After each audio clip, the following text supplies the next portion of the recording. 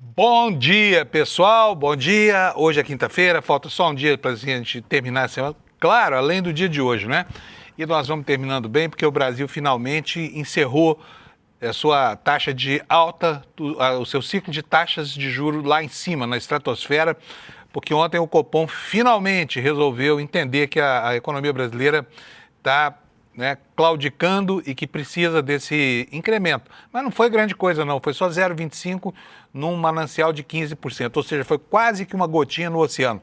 Mas a boa notícia é que encerra-se assim esse ciclo irracional de altas contra o qual a gente se insurgiu aqui desde o primeiro momento, porque o Banco Central, desde Campo Neto, queria paralisar a economia para colocar a inflação no centro da meta, e por volta de 3%. Né? Então a notícia é boa, pode ser que no futuro distante, daqui a muito tempo, quando o Banco Central resolver aumentar o ritmo de desaceleração ou o ritmo de acelerar o ritmo de queda da taxa de juros, o país passe a ser um lugar palatável para quem quer empreender, por exemplo, para quem precisa de dinheiro, para quem quer montar um negócio, precisa de capital de giro, precisa de dinheiro de investimento, porque tudo isso num país cuja taxa básica é de 15% ao ano é inviável, né?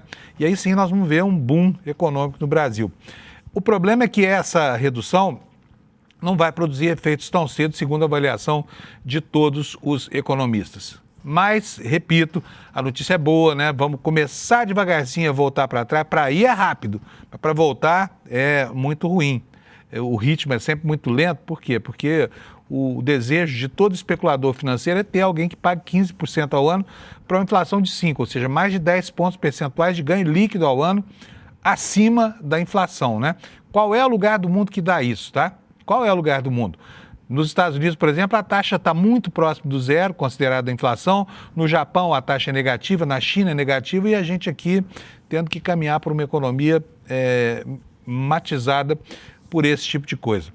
Gente, está a maior confusão lá em Brasília, naquelas CPMIs, como se previa o escândalo do Banco Master e também as suspeitas da CPMI do INSS a respeito do Fábio Luiz Lula da Silva, o Lulinha, estão fazendo com que duas posições extremas acabem se encontrando num ponto de conveniência, né, que é o ponto de encerrar as CPMIs que por acaso possam molestar os segredos, né, cujos esqueletos estão fazendo muito barulho nas paredes da República.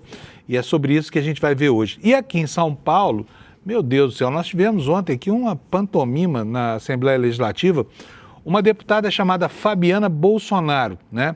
Vamos desculpar aqui, mas é uma completa, não vou falar a palavra, mas é isso aí que você pensou mesmo. De repente, isso, boa, obrigado.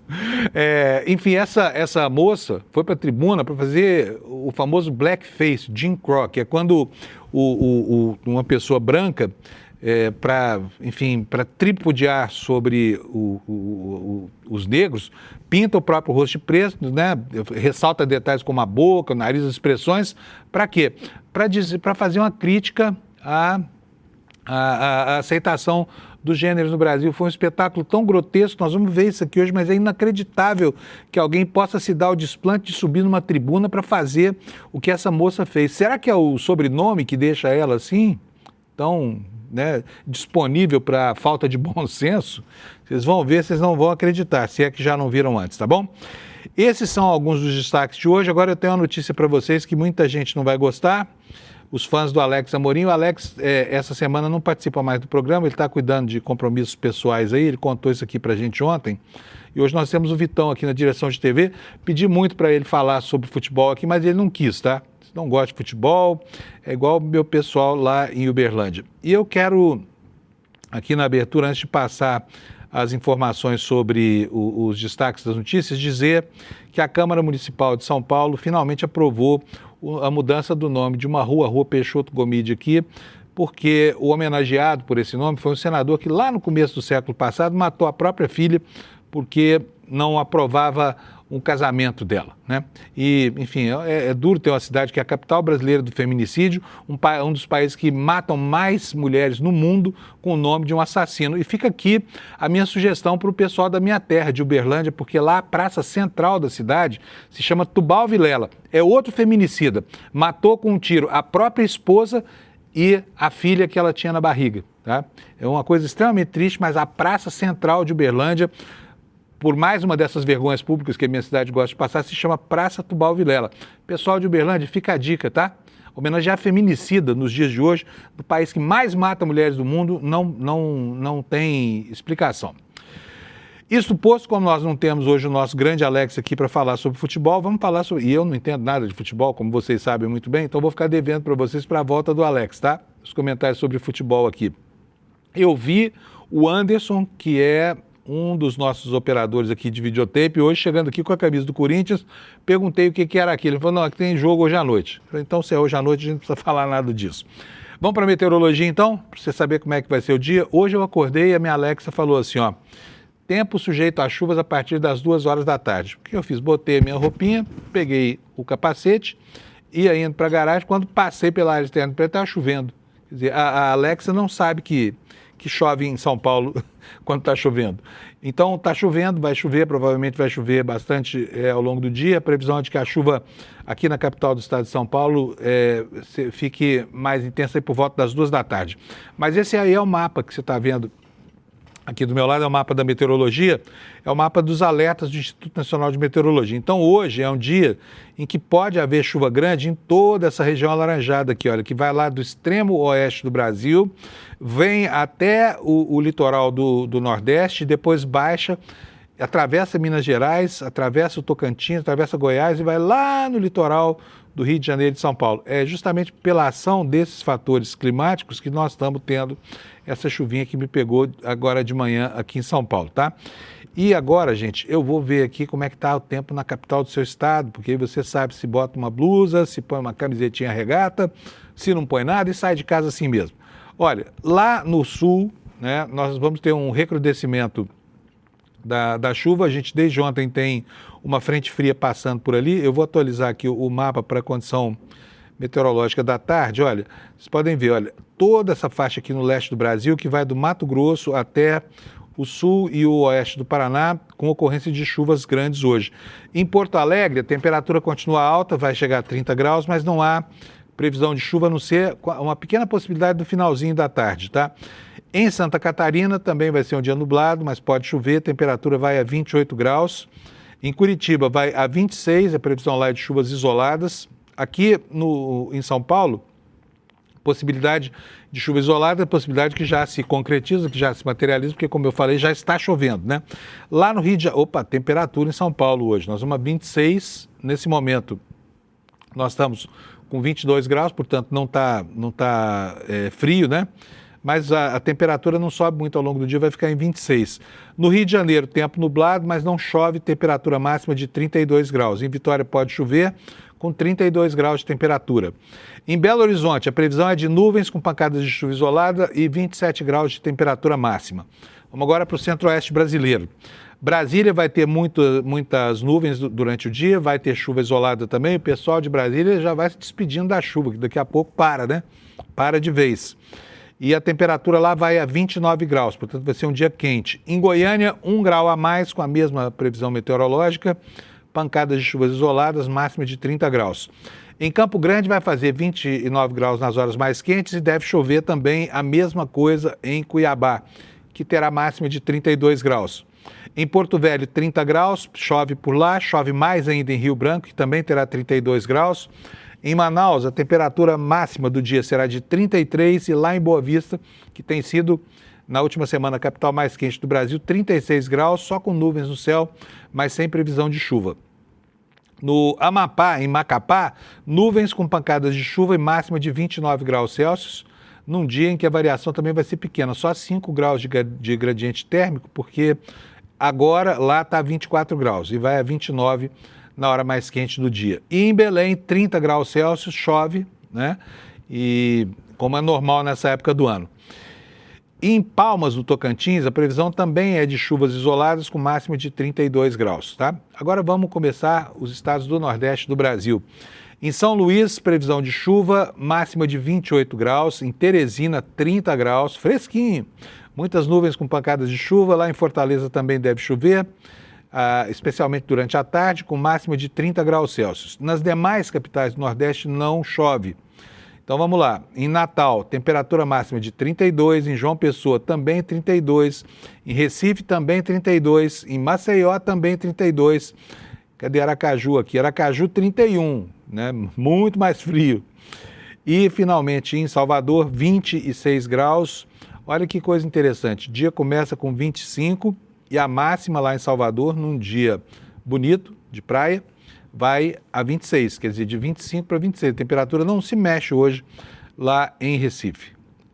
Agora vamos para os nossos destaques.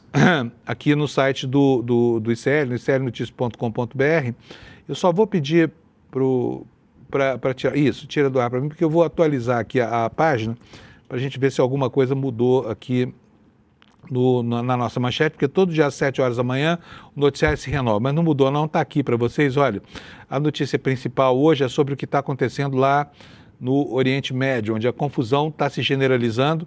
Você se lembra que outro dia o Trump falou para o mundo inteiro, nós vencemos, agora nós só vamos terminar o que falta fazer lá. Faltava tudo, né, pelo que se vê, porque o Irã não arrefece, não se rende. O Irã está tomando uma chuva de bombas lá, mas continua ativo e bombardeando a vizinhança. E ontem, campos de gás em Irã, no Irã foram alvo dos mísseis e de toda a artilharia pesada que tem nessa guerra. O que aconteceu em função disso? O preço do petróleo disparou, foi lá para cima. Disparou e disparou legal mesmo. Ontem o petróleo chegou a ser vendido a mais de 120 dólares o barril do tipo Brent, tá? Daqui a pouquinho a gente vai fazer aqui uma atualização para ver como é que está se comportando. Aliás, eu vou fazer essa atualização agora mesmo. Olha, está aqui na tela de vocês. Esse aqui é o gráfico da evolução do preço do petróleo com a variação de um dia, tá? Então vocês podem ver aqui, olha, ele abre o dia de ontem a 101 e aí, olha, vai ao longo de todo o dia aí em torno de 100 dólares o barril. Mas a partir das 3 horas da tarde, o gráfico começa a subir, como você está vendo aí, até o petróleo atingir uma cotação de 118 dólares e 48 centavos. Hoje, na abertura do mercado, baixou um pouco, né? Nós estamos agora, nesse momento aí, a 114,88. Mas já estamos acima do fechamento de ontem, que foi 114,24. Portanto, ninguém sabe o que vai acontecer com a cotação do petróleo, né? E isso gera repercussões por aqui e no mundo. Agora, quer ver só o gráfico de uma semana? Olha, peraí, esse aqui é o gráfico de um dia, eu estou dando para vocês o gráfico de uma semana. Esse aqui é o gráfico de um dia. Olha, ontem começou o dia a 103 e chegou até 118 dólares. Agora, nós estamos a 114, tá? Então, vamos lá. Em uma semana, a variação foi de 13,72%, tá? E aí começam as especulações no Brasil e no mundo, mas aqui ainda mais porque dono de posto de gasolina no Brasil não espera a coisa virar fato consumado. Basta especulação para que os preços comecem a subir e, de fato, já houve uma atualização de preço por conta da Petrobras. Então, esse é o assunto que está hoje na capa aqui do ICL, por causa da repercussão que isso pode ter aqui na nossa economia, tá bom? Israel ataca gás iraniano, guerra escala e o preço da energia explode. E aí o presidente dos Estados Unidos, que teve um ataque de pelanca lá, foi para a televisão ameaçando explodir tudo lá no Irã. O Jamil Chad vai atualizar para nós, nas reportagens dele, daqui a pouquinho aqui no jornal, o que está acontecendo por lá, tá? E aqui no Brasil, os caminhoneiros que começaram a semana falando já em abrir greve, agora avaliam as medidas do governo, porque o governo tomou várias medidas, abriu mão de PIS/COFINS enfim, a Petrobras hoje tem uma política que é mais ou menos um colchão, né, de não transferir aumentos de preço que podem ser sazonais ou episódicos para os preços dos seus produtos para não contaminar toda a economia, mas agora não dá. Por quê? Porque a diferença entre o momento que antecede essa guerra e agora, ele é muito diferente, eles são muito diferentes esses dois momentos, né? Mas os caminhoneiros estão avaliando melhor a história da greve e podem parar com as ameaças por causa do impacto dessas medidas do governo, tá? Outros destaques aqui, como eu falei logo na abertura, o Banco Central reduziu os juros pela primeira vez desde 2024. A taxa está lá em cima ainda, 14,75%, mas houve um movimento, né, de retroagir do Banco Central. Sobre a polêmica que envolve Brasil e Estados Unidos, em relação à qualificação dos nossos grupos criminosos como grupos terroristas, que é uma decisão que está para ser anunciada pelo governo Trump, que está louco para encontrar uma justificativa para uma intervenção mais pontual e mais forte aqui na América Latina, né? E agora a BIM brasileira está avaliando que essa designação, né, de grupo terrorista abre sim brecha para uma interferência estrangeira aqui no nosso país, né? Como se não bastasse o que já se espera aí de interferência no processo eleitoral, ainda temos mais essa para enfrentar. Olha, curioso, lá em Brasília aconteceu algo inusitado. Vocês viram aqui que nos últimos dias o ministro André Mendonça andava bravo, não quero mais que vaze dados sobre a vida privada do Vorcar. A namorada dele reclamou, com muita razão, aliás, porque os diálogos íntimos estavam vazando e, enfim, e estavam expondo essa moça chamada Marta Graef. Ela tem razão ao reclamar. E tem razão também o ministro André Mendonça, que mandou suprimir desse material o que é do reino da privacidade do casal, apesar de que dessa privacidade saiu muita informação boa para o plano da investigação e também para o plano da política, né? Mas o ministro André Mendonça mandou tirar, só que alguém foi lá na CPMI do INSS e mandou botar tudo de volta. Ordem que veio do presidente da CPMI, tá? Não se sabe se foi ele, se foi um assessor, se foi um pirata, um clandestino, e já o Kleber Lourenço vai contar para a gente como é que foi que os arquivos que o ministro André Mendonça mandou tirar voltaram, né? E estavam lá acessíveis por qualquer pessoa que quisesse dentro do ambiente da investigação da CPMI. Tempos estranhos na Igreja da Lagoinha, hein? Lá em Belo Horizonte a coisa não está boa. Um templo de 14 mil metros quadrados foi fechado, tá? E tudo isso por causa da crise do Banco Master. Era uma igreja vinculada a um banco. Há outras igrejas no Brasil que têm banco, né? A Igreja Universal do Reino de Deus, por exemplo, tem o seu próprio banco. Mas na Igreja da Lagoinha, na cúpula dessa igreja, estava localizado o epicentro da coordenação, principalmente do trabalho sujo desse pistoleiro chamado Daniel Vorcaro, né? O cunhado dele, o Zettel, era um homem profundamente imbricado com a hierarquia dessa igreja. Esses são os nossos destaques. Daqui a pouquinho a gente vai mergulhar no noticiário. E eu já vou convidar o nosso grande Kleber Lourenço, que passou a madrugada inteira apurando notícias aí, para dizer para nós quais são as atualizações. Kleber, bom dia, meu filho. Tudo bem? Bom dia, Panuso. Bom dia, comunidade de CL. Tudo ótimo. E você? Tudo beleza. Vamos lá, Kleber. Quer começar por onde hoje? Pode escolher o assunto aí. O Kleber tem 4 assuntos todo dia aqui, pelo menos. Vai lá, Kleber. Vamos com esse... Para mim é um escândalo, um verdadeiro escândalo essa história da Polícia Federal, que apontou que os dados que foram excluídos e removidos da CPMI do INSS envolvendo o telefone do Vorcaro foram reintroduzidos aos aparelhos e os computadores da sala cofre do Senado, onde estão ali os dados da CPMI do INSS.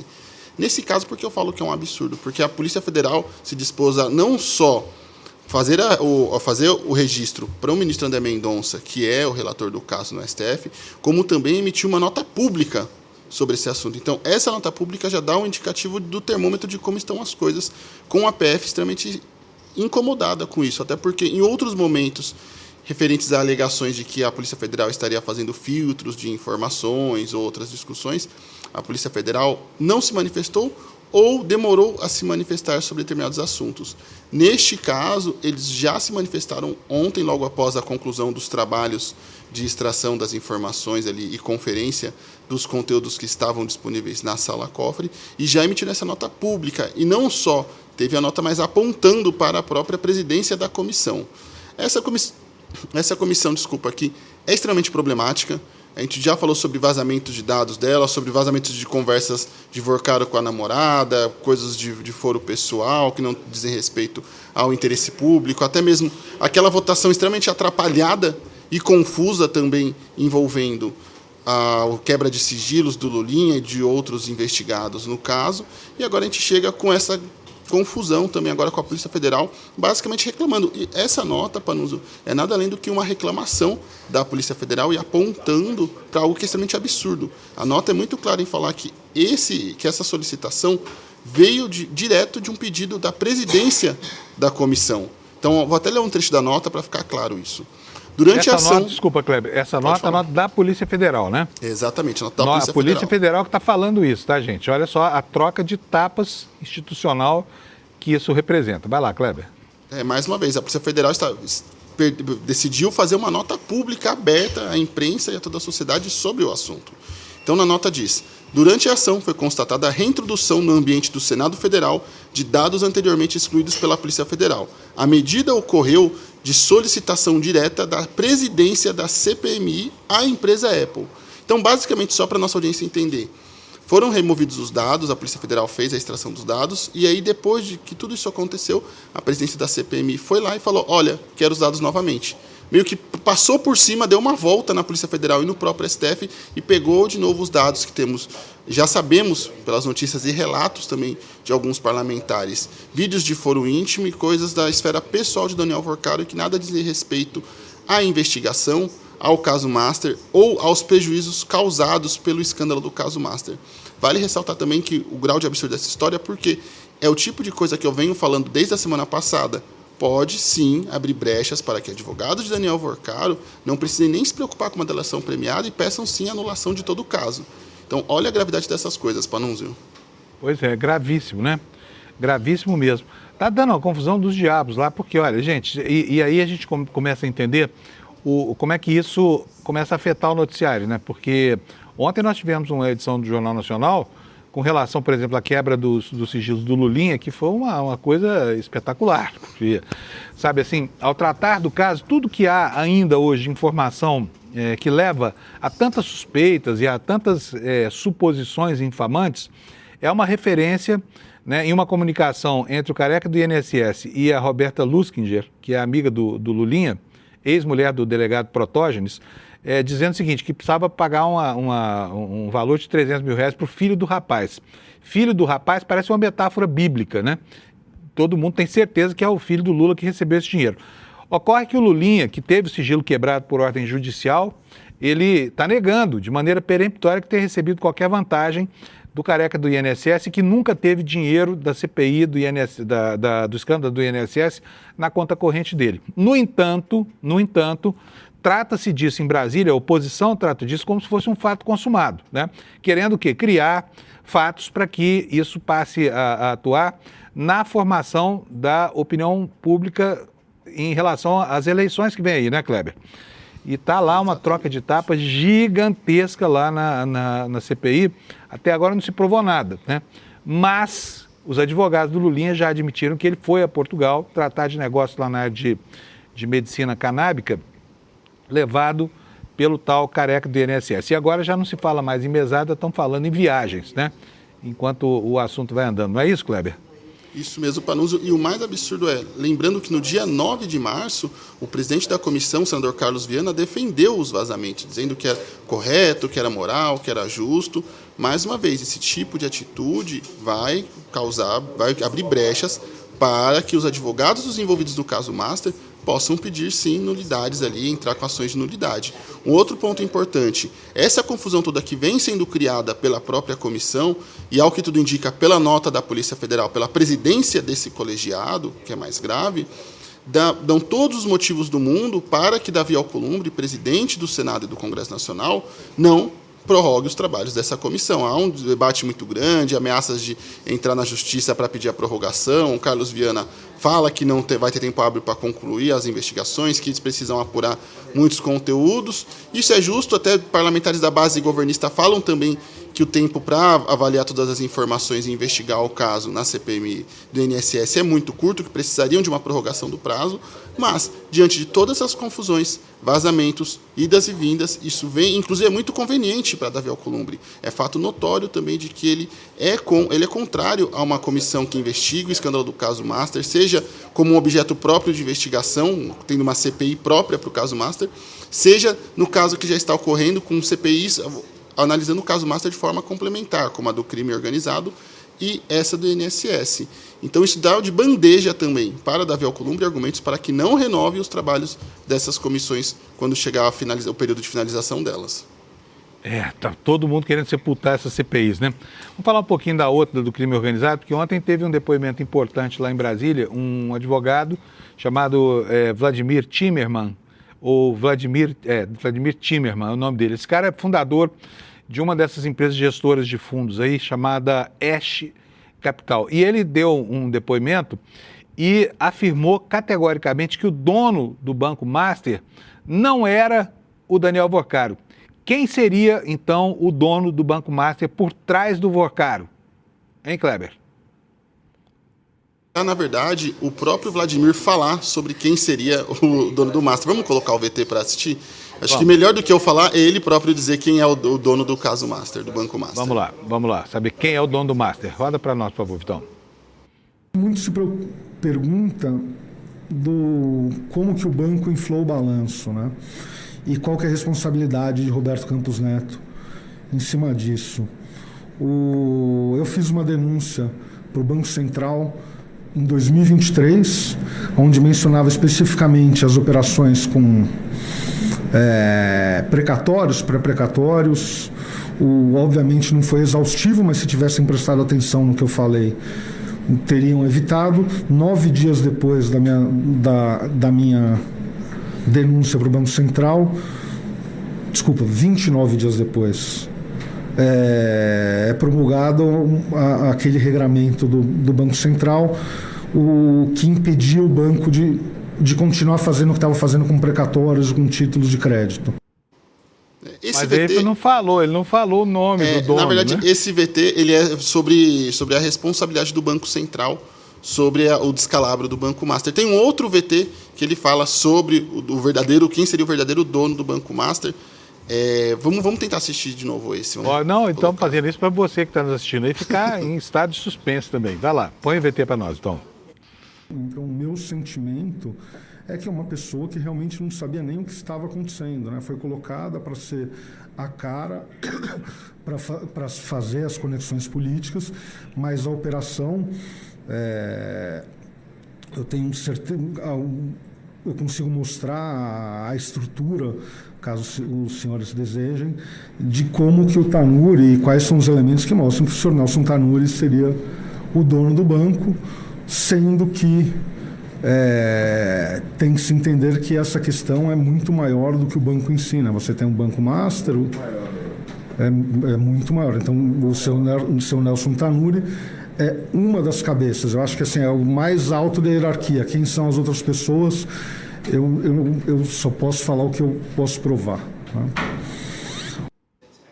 O fato, Kleber, é que o nome do Tanuri está aí pululando nesse escândalo desde o começo, né? Todo mundo, logo que o Master quebrou, começaram aí as suspeitas de que, na verdade, ele que se financiava por intermédio desses fundos aí da Reag e Companhia Limitada fosse o verdadeiro dono do Banco Master. E talvez isso abra até brecha, né, para incrementar um pouquinho mais as justificativas que levariam até a aceitação de uma delação premiada do Vorcaro, não é isso, Kleber? Isso mesmo. Inclusive, ele não fala só de Nelson Tanuri. Vale ressaltar que nessa fala, e até como a gente viu no VT, ele fala de forma muito clara. É uma das cabeças. E aí ele completa dizendo que ele só pode falar aquilo que ele pode provar. Mas ele reforça que não é só Nelson Tanuri, que haveriam outras pessoas acima de Daniel Vorcaro. E ele ainda fala... no começo do vídeo, ele fala que Daniel Vorcaro não tinha conhecimento do que estava acontecendo, que era só um rostinho ali para fazer ligações políticas, meio que as relações públicas de todo o Banco Master. Mas ele fala de forma muito incisiva. Muito provavelmente Daniel Vorcaro sequer sabia o que estava acontecendo, entende do mercado financeiro. Ele não poupa esforços para fazer essa explicação e deixar muito claro isso. E aí vale lembrar também que no início do mês o ICL apontou, com base em documentos e fontes ouvidas pelos repórteres Flávio VM Costa e Alice Maciel, a possível presença de capital de origem suspeita na aquisição do antigo Banco Máxima, que virou o Banco Master. E aí, segundo a apuração, um dos fundos que ajudou a realizar a compra do Banco Máxima teria como um dos investidores o traficante internacional de drogas, o Oliver Ortiz. Então, temos também... olha como as coisas vão se conectando, porque... Nesse depoimento do Vladimir, ele fala sobre uma das cabeças e deixa muito aberto que sim, existem mais pessoas para além de Nelson Tanuri, acima de Daniel Vorcaro, no caso Master. Que a gente fique logo sabendo quem são essas pessoas, né? Deve ser gente muito graúda, porque, afinal de contas, né? Agora, olha só, antes do Kleber dar a próxima notícia, eu quero falar para vocês que a revista Piauí fez uma revelação ontem que bota por terra, que faz desabar todo o castelinho de cartas do presidente da União Brasil, Antônio Rueda, partido que está até o osso metido nesses escândalos, né? Segundo a revista Piauí, Rueda, que dizia que não tinha nada a ver com o Vorcaro, com o Banco Master, que nem conhecia, nunca ouvi falar, advogou em mais de 1.000 processos para o Rueda. Você viu isso, Kleber? Essa denúncia da revista Piauí? Eu vi. Olha, assim, mais uma vez, como a coisa vai tomando proporção no caso Master, né, Panúncio? É incrível, porque sabe, a disfarçatez desses políticos brasileiros que fazem da mentira a sua arma de infantaria. Sabe, que história é essa? Dizer que Antônio Rueda nunca conheceu? Porque o Rueda, segundo o Matozinho, que era o piloto do tráfico aqui na TAP, né, aquela empresa de táxi aéreo do interior do estado de São Paulo, esse cara transportava os cabeças do PCC, segundo o denunciante, segundo o piloto que trabalhava para ele, aviões que tinham lá na empresa donos que eram meros testes de ferro do Rueda, tá? Esse sujeito que, aliás, cuja origem é um mistério, não tem mandato, nunca teve vida política, mas tá lá, é o dono do União Brasil, né?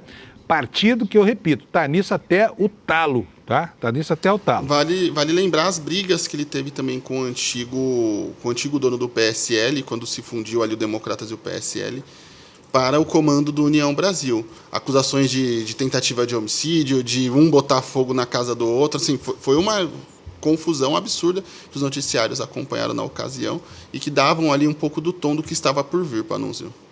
Pois é. Próximo assunto agora, Kleber, qual é? Essa confusão dos caminhoneiros, né, Panúncio? Porque isso. Eu conversei com algumas fontes na Advocacia Geral da União e o órgão está mais ou menos como se fosse uma espécie de plano B para caso as medidas atuais do governo não funcionem, eles possam atuar de forma mais incisiva. Conversei com um membro do alto escalão e eu perguntei para ele, olha, se essas medidas atuais do governo não funcionarem, ali, fiscalização, mostrar as empresas que não respeitam o frete mínimo, multar as empresas que não respeitam o frete mínimo, o que mais pode acontecer para que possa se combater esse problema da questão da greve dos caminhoneiros? E segundo essa fonte, me disse, vou até ler o que ela me mandou, não descartamos nada. Por hora, vamos aguardar o resultado das ações. Porém, em segundo plano, o que não está descartado na lista, ações civis públicas que requerem indenização por danos morais e materiais coletivos contra distribuidoras de combustíveis e grupos de rede de postos, os quais estão praticando preços abusivos ao transferir aumentos sem justificativa mercadológica. Então, o governo brasileiro pode, inclusive, processar esses postos de combustíveis caso eles desobedeçam às fiscalizações e caso eles estejam fazendo, sim, aumentos abusivos de preços dos combustíveis. Então, é mais um plano ali que está na manga do governo e que pode, sim, ser usado e está a qualquer momento. Tanto é que já está na cartela de ações da AGU entrar com essas ações, caso seja necessário, Panúncio. Pois é, estamos mal parados no Brasil com relação a esse segmento aí dos distribuidores. Eu não quero fazer nenhuma generalização aqui, não, mas é um segmento matizado, né, por duas chagas. Uma delas é a cartelização, a outra é a sujeição ao crime organizado. Quando não são de bandidos, os postos de gasolina são de cartéis. Em Brasília, por exemplo, é um cartel lá, um aumenta, todo mundo aumenta na mesma proporção. Isso vem sendo dito há décadas e não se toma providência contra isso. A ANP nunca foi capaz de dar uma resposta à sociedade no sentido de desmantelar esses cartéis. Não é possível que um segmento quase todo seja dominado por péssimas práticas de mercado. Né, Kleber? Temos mais ou por hoje é só? Só um lembrete, porque voltaram as especulações de que Lula estaria operando para derrubar Dias Toffoli. A gente falou sobre isso em alguns momentos aqui no Desperta. Eu cheguei até a falar recentemente que dentro do Palácio do Planalto se trabalha com a possibilidade até mesmo de Lula conseguir, caso seja reeleito, de indicar 6 ministros do STF, contando ali caso Alexandre de Moraes e Dias Toffoli acabem ali caindo por conta do caso Master. E só lembrar que ainda em fevereiro deste ano, até mandei o link para você no grupo, Panúncio, mas em fevereiro desse ano a gente já tinha comentado sobre as suspeitas de ministros do Supremo Tribunal Federal, de que inclusive aquele episódio do relatório da Polícia Federal implicando Toffoli no caso Master seria uma ação orquestrada diretamente pelo presidente Lula para derrubar o ministro Dias Toffoli. Inclusive, não é segredo nenhum, é um fato notório de que Lula e Toffoli não se bicam, inclusive até porque Toffoli, enquanto Lula esteve preso, tomou uma medida que nem mesmo a ditadura foi capaz de fazer, que foi de proibir que o presidente Lula participasse do velório do seu irmão na ocasião. Falou que podia, inclusive, trazer o corpo do irmão para que ele pudesse ver e depois fosse enterrado. Mas ele guarda muita mágoa desse episódio que aconteceu enquanto ele esteve preso ali no caso da Lava Jato, das acusações envolvendo o Sérgio Moro, que até hoje não apresentou suas provas de acusações contra o presidente Lula, Panunzio.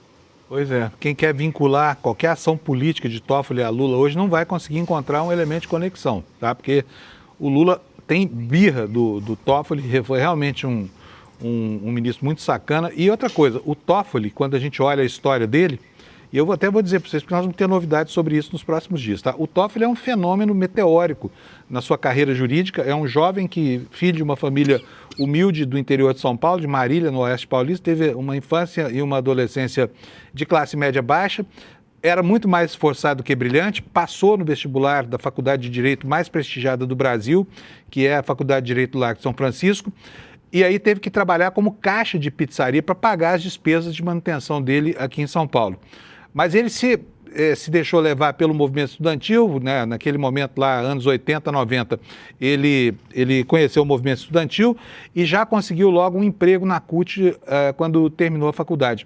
Prestou 2 concursos para a magistratura, não passou nenhuma das vezes. Mas aquilo que o mérito acadêmico não deu a ele conseguiu pelo atalho da política, né? Porque ele acabou virando ministro do Supremo depois de uma carreira meteórica, foi assessor do PT, assessor da Casa Civil, 2 anos só de advogado-geral da União e pá, virou ministro do Supremo. Sem biografia, sem titulação, sem uma formação acadêmica brilhante, muito jovem e desconhecido de praticamente todo mundo, né? Esse é o perfil do ministro Dias Toffoli. Essa surpresa virou o que virou depois.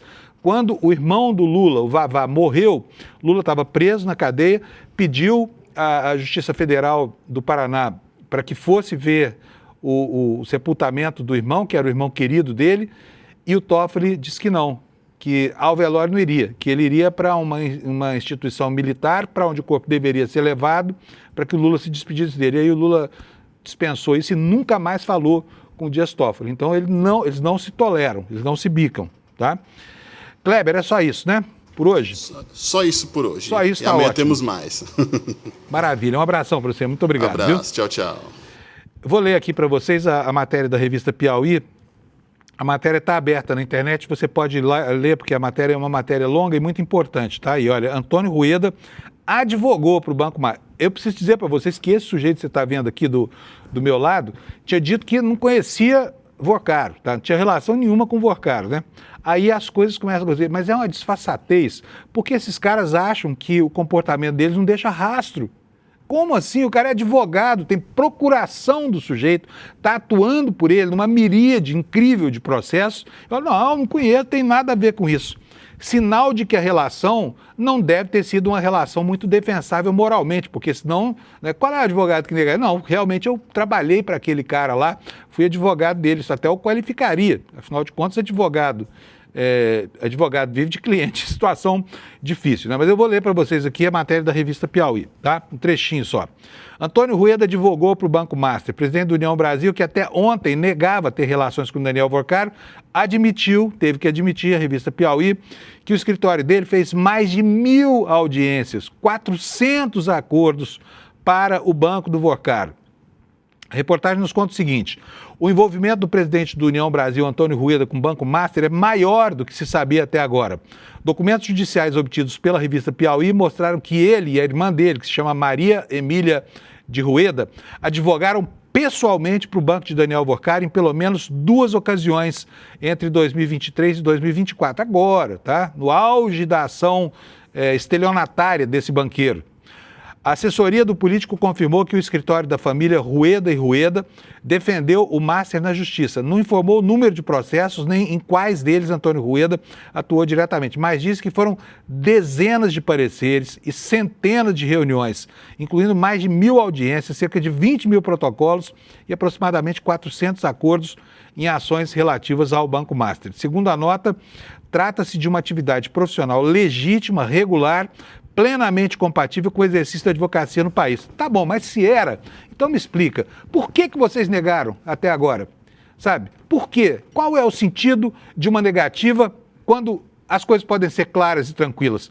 É óbvio que isso é indício de que nem tudo é tão claro e tranquilo quanto se pretende colocar, né?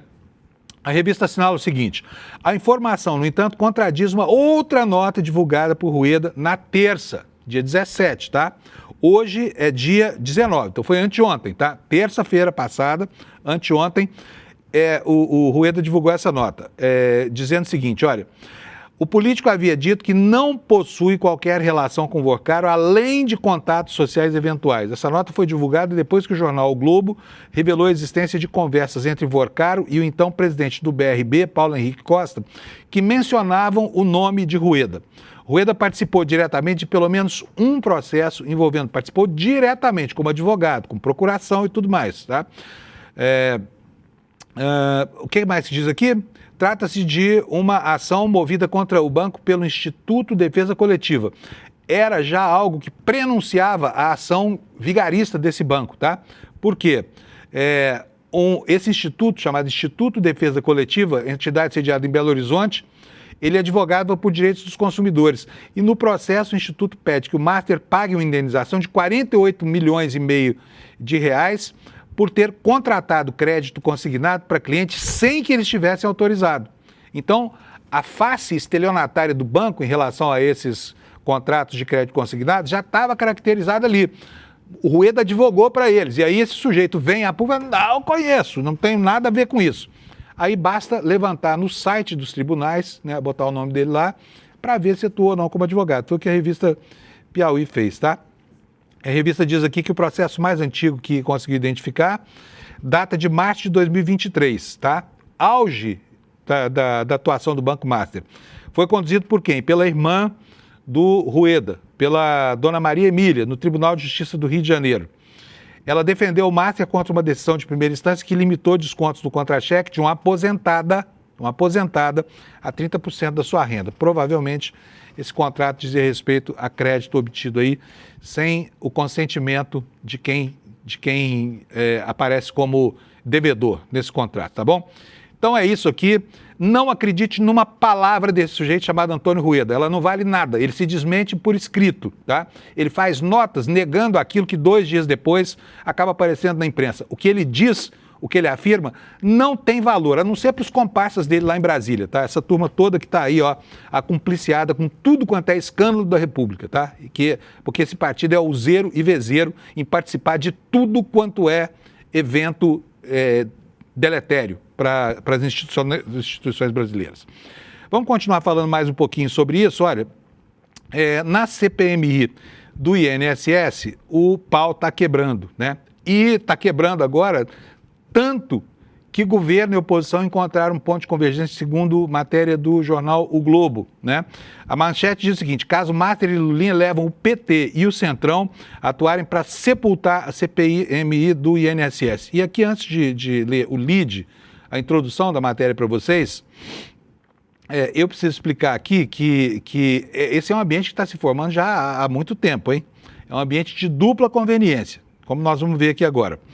O avanço das investigações sobre a relação de Fábio Luiz Lula da Silva, Lulinha, como um dos principais pivôs do escândalo de desvio de aposentadorias e das apurações sobre o Banco Master, acabou aproximando o PT e o Centrão na tentativa de barrar a prorrogação dos trabalhos da CPMI do INSS.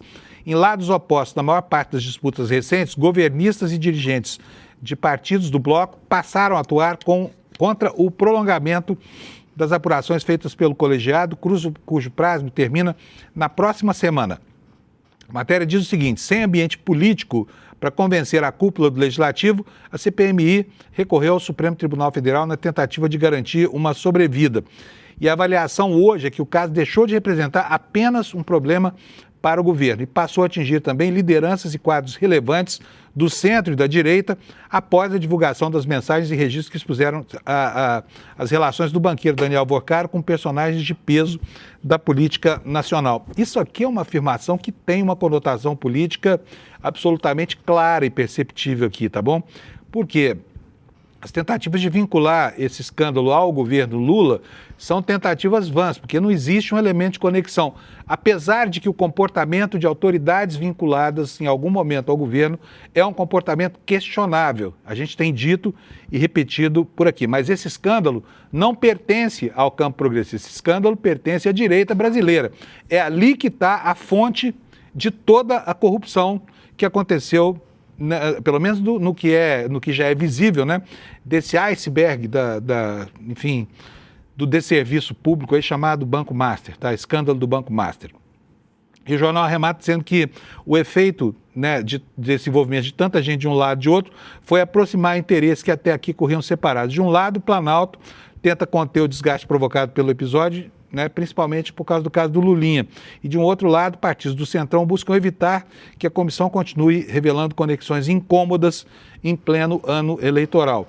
Essa é uma daquelas coisas em que a gente acaba torcendo mesmo pela briga, né?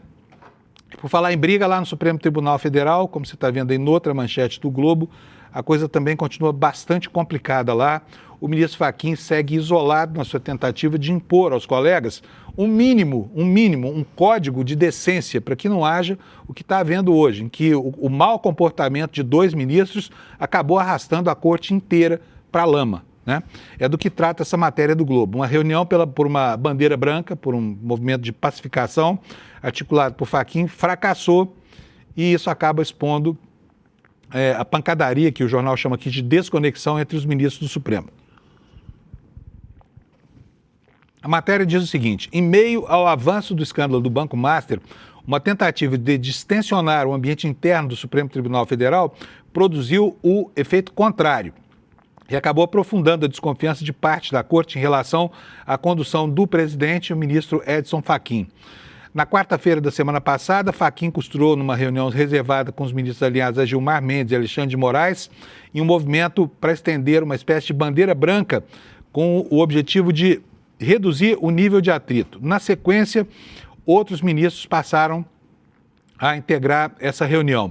Segundo relatos feitos ao Globo, o encontro foi marcado por uma sinalização do presidente do Supremo de que buscaria maior alinhamento interno na condução dos temas sensíveis da Corte, especialmente aqueles com maior impacto político. A leitura naquele momento foi a de que haveria uma tentativa de recompor as pontes e diminuir a percepção de decisões isoladas. Nos dias seguintes, porém, interlocutores desses ministros passaram a apontar um descumprimento do que havia sido combinado na reunião. O principal motivo foi o discurso feito por Fachin na segunda-feira, no qual voltou a defender a autocontenção do Supremo e a necessidade de humildade institucional em meio às pressões externas. A fala foi recebida com incômodo por integrantes da ala ligada a Moraes e Gilmar Mendes, que interpretaram o posicionamento como um retorno à linha que vinha sendo alvo de críticas internas, o que, na avaliação desse grupo, não dialoga com o momento enfrentado pela Corte.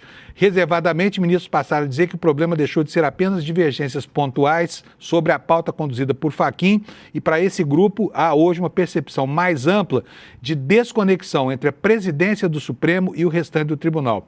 De acordo com relatos feitos à reportagem, há uma avaliação de que o presidente deveria fazer uma defesa mais incisiva da Corte. Agora me responda, você que está me assistindo aí, como é que vai arranjar algo nesse momento da história? Não estou me reportando ao momento do golpe, a apuração do 8 de janeiro, nada disso, mas nesse momento, qual o argumento que qualquer ser humano desse país verdadeiro, né, vai buscar para fazer uma defesa do comportamento da Suprema Corte? Zero. E a crítica aqui, ela é construtiva, por mais dolorida que seja. Porque sem expurgar certos vícios aí, certas faltas de decência de alguns ministros, não é possível que a instituição recupere o prestígio que tinha até outro dia e que acabou perdendo, né? É isso aí, gente. Olha, por falar em briga, em coisas, nesse ambiente hostil todo, eu vou fazer uma pausa aqui de 2 minutos, porque eu preciso mostrar para vocês algo abominável que aconteceu ontem na Assembleia Legislativa do Estado de São Paulo. Fiquei chocado quando eu vi isso, sabe? Uma deputada chamada Fabiana Bolsonaro, né? Imagina, sobrenome já diz tudo. Sobe à tribuna, pega uma tinta preta, pinta o rosto, né? Fazendo uma pantomima blackface, que é algo extremamente racista, para falar de política de gênero, tá? Para falar sobre problemas de gênero. Vocês vão ver agora, vocês não vão acreditar. Então eu vou pedir ao Vitão, roda para mim, por favor, esse vídeo.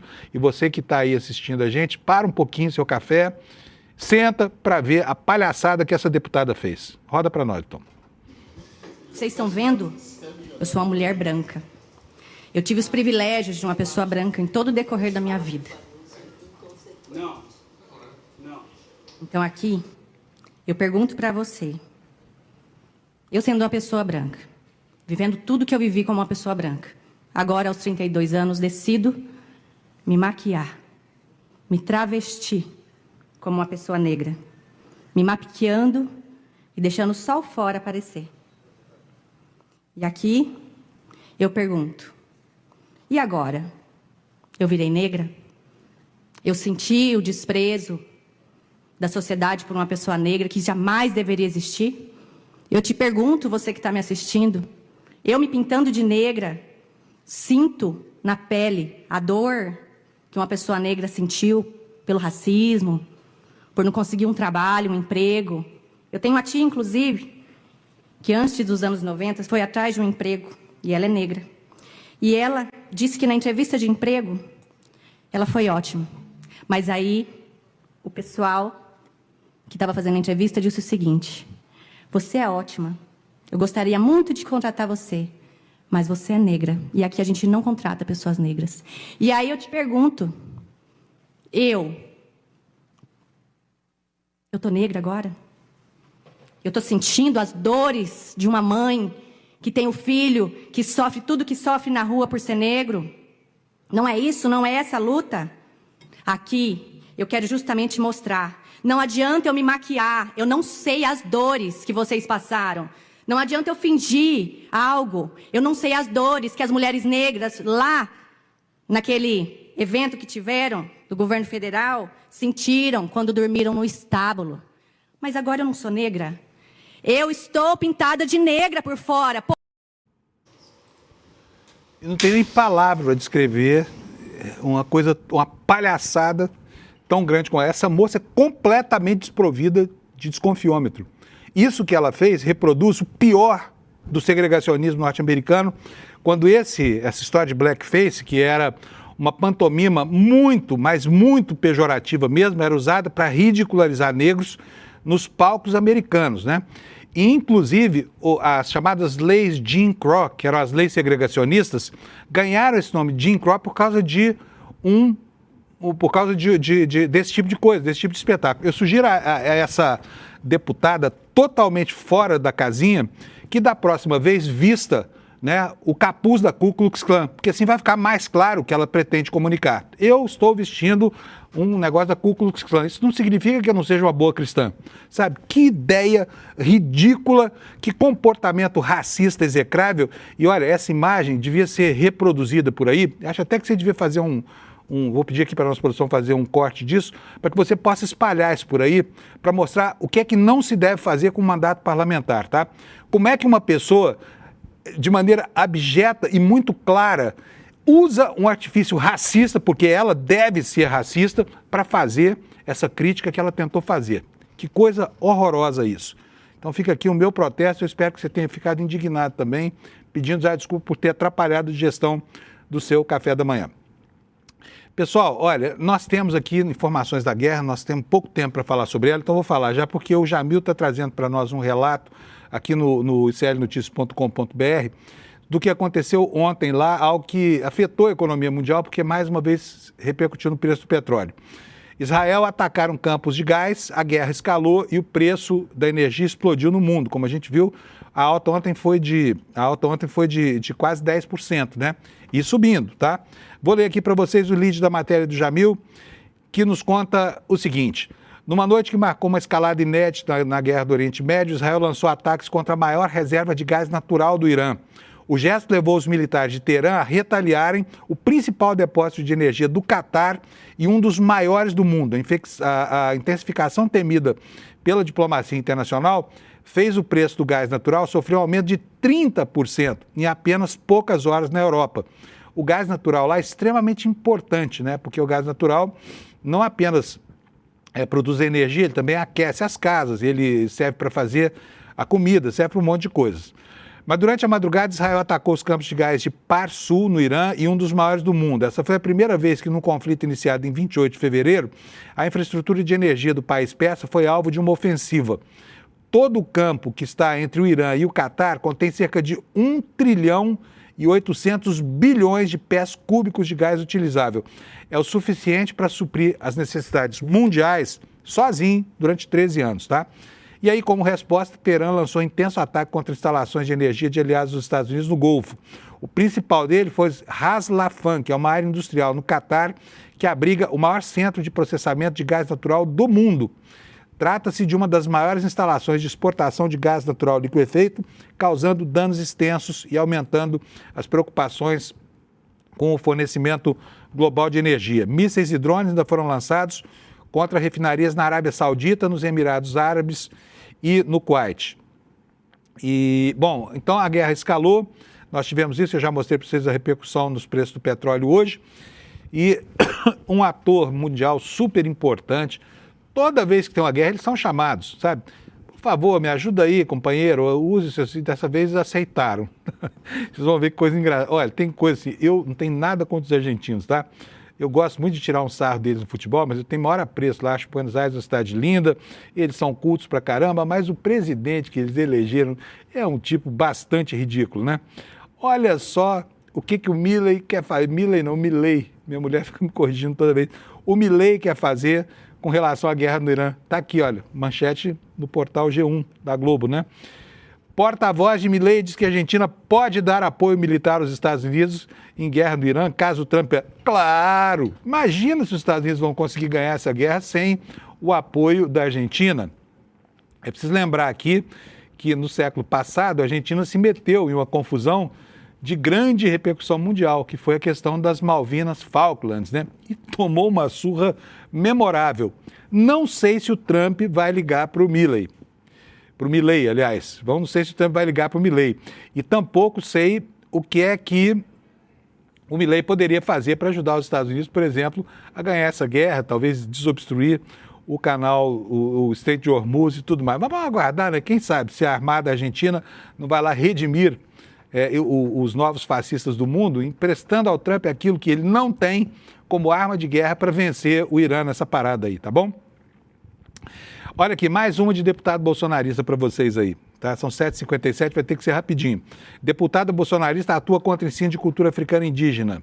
Vamos ver o que é isso aqui. A Defensoria Pública da União, por meio dos grupos de trabalho de políticas etnorraciais de povos indígenas, repudiou o teor de um projeto de lei apresentado por quem? Por uma bolsonarista chamada Clarissa Tércio, do PP do Ceará, na Câmara dos Deputados.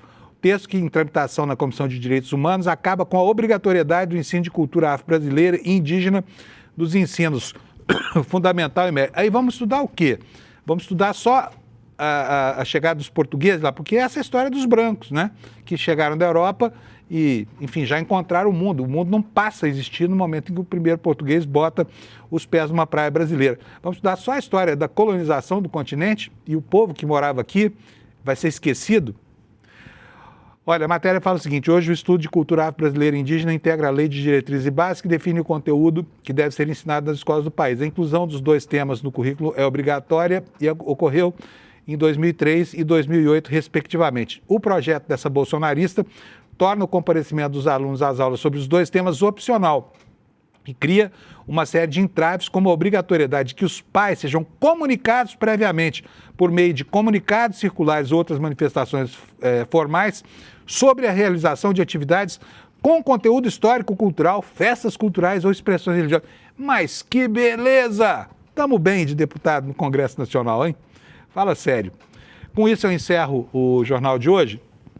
Deixa eu perguntar aqui para minha galera aqui se nós vamos ter hoje o dado da audiência, porque eu tenho sido bypassado aqui ao longo da semana sem poder apresentar a audiência. Temos, Vitão? Tá bom, beleza. Não vamos ter, não. Amanhã eu mostro a audiência para vocês. Mas tá boa, do mesmo jeito, todo dia. Eu agradeço a sua participação. E, bom, olha só. Hoje, o apelo que eu faço aqui no finalzinho, quando a gente sempre coloca aqui uma mensagem institucional, é que para você ajude a fortalecer o nosso canal principal, que são os nossos canais principais, que são os canais do YouTube na internet. É muito simples, é um gesto seu, não custa nada. Um like, um comentário ou então a inscrição no canal já são muito importantes para que os algoritmos acabem impulsionando a gente para mais pessoas que não sabem ainda da nossa existência, tá bom? Então, se você gosta do ICL, faz um favor para nós. Vai lá, se inscreve no canal, você passa a receber a notificação todo dia, dá um joinha se gostou, deixa lá um dislike se não gostou e assim você ajuda a espalhar por aí a nossa proposta desse jornalismo tão claro e transparente com o qual você já está acostumado todo santo dia, tá bom? Bom dia para você, espero que você tenha uma quinta-feira maravilhosa e amanhã a gente se encontra aqui às 7 da manhã para encerrar a semana. Valeu, obrigado pela sua audiência. O objetivo é limpar a cena do crime para a macharada. E o trabalho deles era assassinar reputações.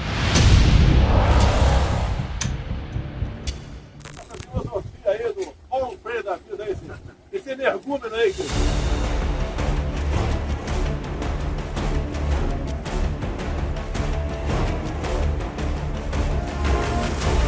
A família Bolsonaro tinha todo um esquema montado para atacar opositores virtualmente. Mas se a gente for lembrar, foi exatamente essa estrutura de questionamento que colocou em xeque as eleições de 2022. E deu no que deu. Para quem ainda não entendeu, isto é uma guerra de narrativas. E nos campos de batalha, as máquinas de moer reputações estão sempre à espreita.